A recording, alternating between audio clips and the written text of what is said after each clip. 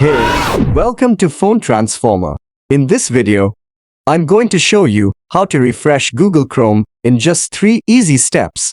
But before we start, make sure you hit that subscribe button and turn on the notification bell so you don't miss any of our future videos.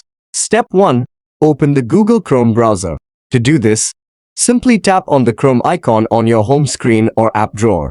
Step 2. Once you have opened Chrome, you can type in any website you want to visit in the address bar or select one from your bookmarks or history. After the web page loads, you will see 3 vertical dots at the top right corner of the screen. Tap on them to open the Chrome menu. Step 3. In the Chrome menu, you will see a circular arrow icon next to the word refresh. This is the refresh button. Tap on it to reload the web page. You should see a spinning circle on the address bar, indicating that the page is being refreshed.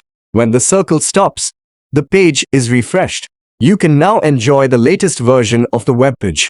And that's it. Thanks for watching, and I'll see you in the next video.